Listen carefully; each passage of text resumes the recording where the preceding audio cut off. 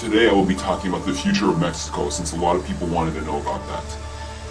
There's a lot of shocking details. You guys want to hear all of this, trust me.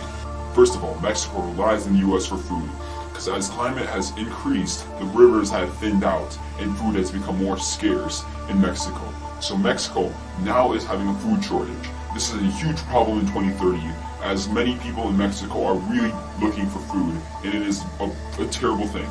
And also, due to global warming, there's actually a decline in annual rainfall, and as Mexico is becoming more dry, and global warming hits Mexico really hard, rather than the United States and other countries. Mexico is hit really hard by climate change. In the year 2030, Mexico's population is 133 million, which is actually a lot compared to what they have right now. As the food crisis continues, families are actually moving further north into the big cities rather than living in the countryside.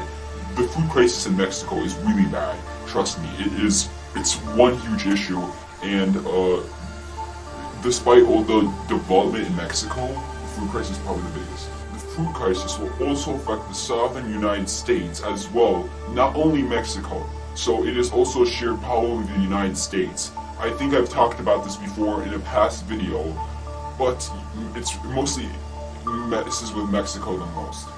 The snow on top of the Sierra Nevada mountains and Rocky Mountains actually melt due to climate change. So you guys realize how big of a problem this is to Mexico and United States.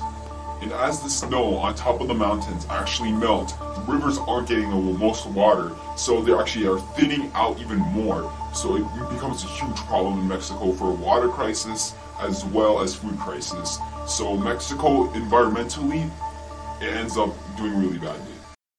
The drug crisis in Mexico is actually drastically decreased, as well as the cartel is gone, basically. I know a lot about the cartel disappearing and everything, because I was actually studying it, and that's one of the things I was studying before I was kicked out as a time traveler in 2017. I've went to Mexico several times in the past, present, and future. In the future, Canada and America actually merge together into one giant district. Mexico has plans on merging with them, so it will be the biggest superpower in the whole entire world once Mexico actually joins them. And the two continents, North America plus Mexico, will become a really big and powerful district. Like many other countries, Mexico is actually run by mostly AI.